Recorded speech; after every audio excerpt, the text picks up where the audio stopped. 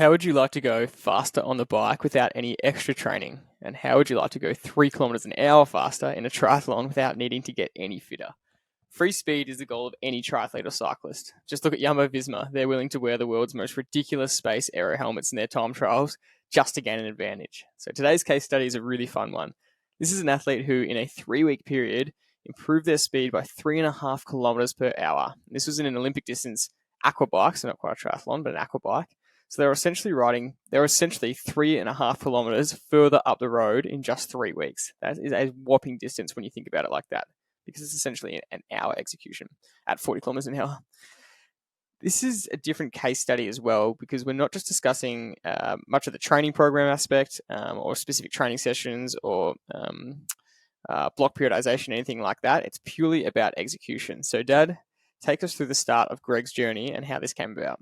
For anybody who knows my vocab, it's all around execution as well as data. And Greg was absolutely on the wrong course and the wrong track with his execution. His story is that he's actually a good bike rider, and he's powerful and strong, and would be at the top of the range in most bunches going around town. But when it comes to time trialing, just being powerful and strong is only half the story. You do need to be a very fit and strong, powerful rider to time trial well. There's no denying that. But when it comes to actually executing, you do need to think about a whole lot of other things. And this is the highlight we want to make about this particular case study, where without actually training, there's no training effect here. We've just gone from discussing how best to execute, and then him listening and then implementing that strategy and getting a completely different result with minimal time for improvement in fitness. And for me, it was like an aha moment. This is so powerful that it's like free speed, because it was impossible for us in that short period of time for us to get him up to a new level. And sure, his execution in the first effort was atrocious. That's being kind. It was, but he didn't know any better. It was the same old story. I feel good early, I'll ride to these numbers, and then all of a sudden I start to fall apart, and pretty much I'm riding now 70 watts lower than I started. And so it wasn't like it was a difficult task to outdo that performance. But remarkably, people continue to do that performance week in, week out, and don't change anything. So by him listening and changing his strategy to start at a number that's more aligned with his actual ability, he was able to come home so much stronger, and the enjoyment factor was so much more fun for him. And he could not control his exuberance on the phone of far out. I've just gone from never breaking 40 k's an hour to breaking 40 k's an hour just by changing my tactics in the way I ride. Yeah, and that's the key difference is when you compare the two, which we're about to, it looks like, well, it doesn't seem like it's that much of an improvement, because all you had to do was ride smarter and the fitness was there. But to your point just then, well, he'd never actually done that. He'd never executed well enough to actually hit that speed, even though his body was capable of it. And yeah, in a 3-week training block, we might expect some small improvement, but not 3.5 kilometers per hour, and not getting the power so right that he did. So yeah, we're going to compare. There's basically, you got him to do an outdoor 1-hour FTP test, which is quite tough. And then you got him to show, because he just started the program with us, so you really wanted to see what he was capable of over an hour. We don't do that for everyone, but you wanted to give it to him to get an outdoor number, a really accurate outdoor number, because he was preparing for the Olympic distance in 3 weeks' time. And in that first one you gave, let's go through some of the numbers. So just on that, Jordy, yeah, when you said earlier, it seems easy and logic that you would execute better, but he had every opportunity in the first one, because I talked him through that, saying, don't go out too hard, just ride what you think you're capable of doing, so you can get through the hour. And those words fell on deaf ears, because you're hearing those words, but you aren't used to practicing that. And it's only when you make a mistake and you get to 25 minutes into an hour's time trial where you've made a real horrible execution mistake, you have to hang on for another 35 minutes, and it's the most uncomfortable 35 minutes that you'll experience and you don't want to do that. It's like, you know, blowing up and in a 1500, you only have to hang on for another 10 seconds. Whereas, in an hour's time trial, it's literally half an hour where you've got to keep riding, and it's just a terrible experience.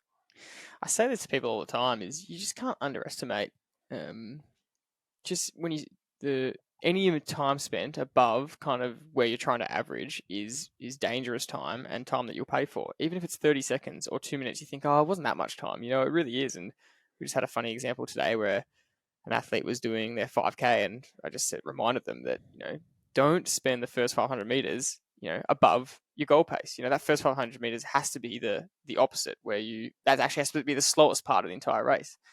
And he said, that's a great reminder. I really enjoyed that last time. That was a good reminder last time to really back off. And I said, you say that, and this person was trying to run 4-minute K pace last time. And I say, you say that, but your first 20 seconds last time was 3:30, and then you backed off. And if I average your first minute, you were at 3:55 or 4 minutes. But your first 20 seconds was still 3:30. And he said, yeah, well, I can't remember looking down and going, it's too quick again. And I said, every single second above that time is just a risk that you're going to pay for it at the end. So I think athletes really don't underestimate that, and there's just no harm in taking the start slower and coming home stronger.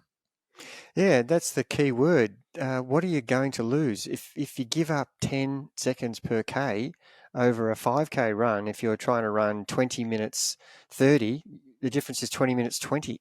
And if you're doing it over a 10K, 46 minutes compared to 46 minutes 10 or 20. It's just insignificant, because the rest of the 40 minutes you can make up the time that you've lost. You've got 40 minutes to make it up, or 20 minutes to make it up. So be okay to give away, and that's what you are. You're giving away, and that's what people struggle with. They want to be ahead. They don't want to be behind right from the start. Yeah. And it's easy to catch up when you've started conservatively. It's harder to hold on when you've started too hard. And this is what this little case study is really trying to highlight, that with no change in fitness level, just by executing differently, you can get a completely different result. So let's compare the two 1 hour bike legs. So it was the effort number 1 was a 1 hour FTP you gave, and then effort number 2 was their 1 hour in a race. And they were 3 weeks apart, and the average power for effort 1 was 310 watts, and the average power for effort 2 was 330 watts. So within 3 weeks, he was able to gain 20 watts in the effort, and that's not a fitness gain. That was from being able to execute better, which meant he could hold a better average power. And we'll keep going through exactly why this happened. I'm just going to go through the data now, and we'll discuss it. So average speed for effort number 1 was 37.5 kilometers an hour. Average speed for number 2 was bang on 40 kilometers an hour. Super exciting, and hit that goal that he'd been wanting to do for a while. Really specifically, we wanted to compare a few key data points. And one is the first 5 minutes. So in effort number 1, where he averaged 310 watts, he spent the first 5 minutes at 345 watts. But more specifically, he spent the first 2.5 minutes at 360 watts. So that is what you can really contribute the capitulation to. Whereas effort number 2, where he averaged 330 watts, he spent the first 5 minutes at 315. So he gave away 15 watts there at the start, really took it easy, and that set him up for such a brilliant ride for effort number 2. And then the final 10 minutes or so, or 15 minutes of both efforts, effort number 1, he went right down. He was averaging between 280 and 290 watts. I think it was 286 or something. So that really shows he's gone out in 360, come home in 286, and that it's not only the wattage that matters, just the amount you'd be suffering that matters, about how hard it would feel to hold that wattage just to hang on. Whereas and in the last you never want to ride your bike again. You want to sell it there and then, because it's just a horrible experience. Yeah. And then the last 5 minutes of effort number 2 in the race, he was at 350 watts. So he was coming home like a steam train, and there would be no better feeling than that. Coming home the last 5 minutes, you've got legs for days, and you're absolutely flying. You gave away that power at the start, and you're absolutely smashing on the way home. So fair bit of interesting data there. Yeah, and the first 5 minute comparison with that two minute, people think, 2 minutes isn't much. How can you blow yourself up in 2 minutes? Well, you try and ride like he averaged 330 when he did it properly. So he was 15 watts above in his first 5 minutes. And actually at 360, he was 30 watts above for 2.5 minutes. Go out there and try and, ride 30 watts above and see how long you last your threshold. FTP, You probably wouldn't get more than 2 minutes in before you'd actually start to lactate so badly that you can't keep pedaling. So it does matter, and 2.5 minutes is quite a long time, and 5 minutes is more. When his true average power for the 60 minutes was 330, if we're not using the first one, which was 310, even in the first 5 minutes in his first one, he did 345 watts, which is 15 watts more than his eventual better power number. But it actually was 30 watts higher than what he ended up with in that first, 35 watts higher than what he ended up with in that first effort, which was 310. So 345, and he dropped back to an average of 310. So he's 35 watts too high in the first 5 minutes. Yeah. And, they're the things that are going to make it impossible for you to claw yourself back. And I always say the consequences for your actions can be good and bad. And the consequence of starting at 315 to end up averaging 330, what a great outcome. And finishing at 350 for the last 5 minutes, you're whistling Dixie, you're wanting high fives from everybody, and you can't wait to do another time trial tomorrow because you've got this. All of a sudden, you're the time trial king. And the opposite happens. The consequences are riding way above your number and, creeping home, with your head between your tail between your toes, and you feel like you just never want to ride the bike again. Yeah.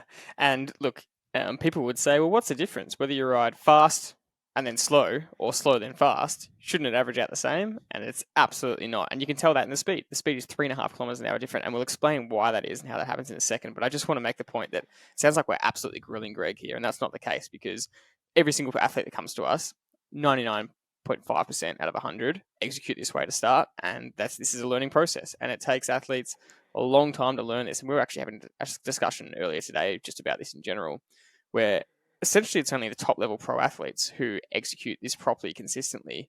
You'd say majority of age groupers don't do this, and that's okay. It's just and that's why we're pointing it out, and that's why we think it's so important.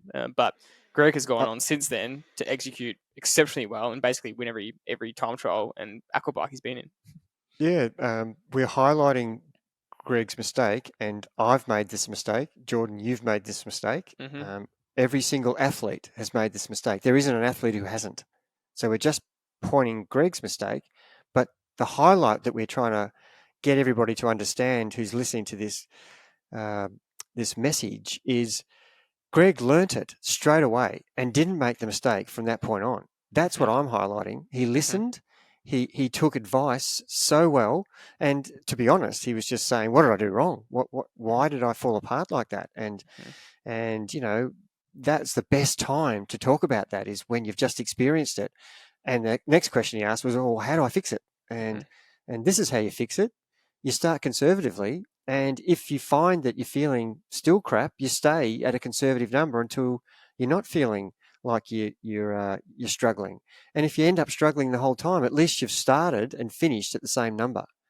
And so, you're not going to always improve if you start conservatively. That's not what we're saying either. But you're giving yourself more chance, more opportunity to do that. And every time you start above your ability, the consequences will be the same. There's a minority of people who can start way too hard and hang on and still get the outcome they want. They're the exceptions, they're not the general rule. And the age groupers, that's what everybody in age group races. From my observations, I say that generally everybody. There are some outstanding people who don't do that. Yes, yeah. But the majority of people that I watch week in, week out, when I look at results on stat sheets, and I'm forever going into results, and I look at the first half of the ride and second half of the ride, I look at the times. I don't even have to know their power. And if a triathlon, a 90K triathlon's got 245K loops, it's perfect for me to go in and look at. I just randomly pick all the winning age groupers, and then I go to the 10th place, and I can see who's ridden well, who's executed well, and then I look at how they ran. Now, I don't know anything about these people, but I can tell you that if you execute poorly on the bike, it's more than likely that you won't actually run that well. And 9 times out of 10, when I look at their run split, it's exactly the same scenario. They might have, say they're trying to run an example I would give is a 90-minute half marathon in a 70.3 race. The athlete could possibly have ran 112 for the first half, and sorry, not 112, so 42 minutes for the first half, and ended up with 48 minutes for the second half to end up with a 130. Literally 6 minutes slower, and that's just the same thing as what we're doing. We're just highlighting a bike, but the flow-on effect, as if you do that on the ride, it's going to actually carry into the trouble you're going to have as a runner. If you're executing like this, because you're already spending the majority of the race in the red zone from smashing yourself too much on the bike. So, it's ironic that we've got a lot in the middle of the season here. We've got a lot of things, a lot of races happening, and I'm really imploring people to really take heed of this advice, and you'll have such a better day. And yes, it's boring. Yes, it's conservative. But guess what? It's so much fun at the end when you're actually passing people and coming off the bike strong and able to run as well as you want to. So there's reasons why we're pointing these things out regularly, and by giving examples of real life experiences, then it's just not it's not a theory. It's actually something that it's occurring day in, day out. And we've said before, we're getting messages on Instagram about people saying everybody knows that. Why do you keep going on about it? But people just don't implement it. Yeah. And that's why we keep going on about it, because they might hear that message, but they can't actually execute that in their strategy. Yeah, for sure. So Training Peaks does this really cool thing where you can really break down, they give you even a power distribution chart to the point where they tell you how much time you spent in a certain watt range down to 15-minute increments, and you can really look in detail. But if I was to look at his power distribution, it says how much time did he spend between 300 and 315 watts, and how much time between 315 and 330, and 330 and 345, and same thing down between 285 and 300, between 150 and 175, and you can get a really good grasp of not only broader zones, so zones 1 through to 5, but that specific detail of wattage. We went in and kind of added up how much time he spent inside the correct zone that he was sort of aiming for and outside. And in effort 1, he spent 40 minutes outside of the correct zones that he should have been riding in. He spent 20 minutes inside the correct zone. And then in effort 2, it was reversed. He spent 45 minutes inside the correct zone and just 15 minutes approximately outside of the zone. So there's still room for improvement there. Our best riders spend 5 or 6 minutes outside the correct zone, maybe even less, 3 or 4 minutes outside the correct zone, because it's really just the cornering and certain U-turn or a corner or an undulation, that kind of thing. But that is a whopping difference when that chart is flipped and reversed. What does that mean? Well, it means that he keeps the average speed of the bike higher for the same basically output, or in this case, he did end up averaging higher watts, but he could do that because he was staying in the right zones all the time and not going over and under like it was an interval session. We see so many examples of people who just keep getting that wrong, and even though they're understanding the concept, this takes practice and this takes time, and it doesn't come. And that's why I'm highlighting Greg, and you're asking me, find someone who's really got it straight away. And that's the good thing about Greg. He's actually listened, and that's why I want to ram this home about him being a great example, because he turned it around and got instant success. And as you said earlier, last 3 races, he's won all 3 races by riding the house down, because his execution has been second to none. And they're the things that we just want to make sure that everybody's understanding. It will pay dividends, but it takes a lot of practice to get used to this. And I don't expect all the people who join Trivelo, it does take a long time for them to actually practice this and get good at it, because you've got these variations outside where you've got downhill and uphill and headwind and tailwind, and it's so hard to stay in those zones. And that's where you've got to be good at using your gears and understanding, the gears are there for a reason, to keep the cadence even, so you can keep the pressure on the pedals even. So 1 minute you're not spinning you're to a higher cadence, and the next minute you're not grinding. And they're the things that you have to practice. And it's all very well telling people how to execute, but they need to know how. How do they actually do that as a bike rider or as a runner? And these are the things that are going to make the difference to you, regardless of you improving your fitness. And that's the key thing we want to get across. This came about without Greg actually being better trained. It just came about with him learning the execution better. That basically sums it up. I mean, this wasn't a complicated case study, but it was a really cool example of something we wanted to point out of this really interesting, example we have of an identical effort 3 weeks apart with pretty drastically different results, which is really cool. And I guess the conclusion is, regardless of your fitness level, if you just change the way you ride, you'll get a better result. Couldn't agree more, Jordan. And hopefully, without repeating it, we've got that message across. And good luck practicing that to everybody. And it'll bring a smile to your face when you suddenly, it's like an aha moment. You're going, far out. I actually did do that, and my speed's gone up 1 kilometre per hour just by actually executing differently. Spot on. We hope you've enjoyed this case study. We're glad to be bringing them back to you. Look out next week for our normal Get Fast podcast episode and case studies every week. Thank you as always for listening. We'll see you on the next one.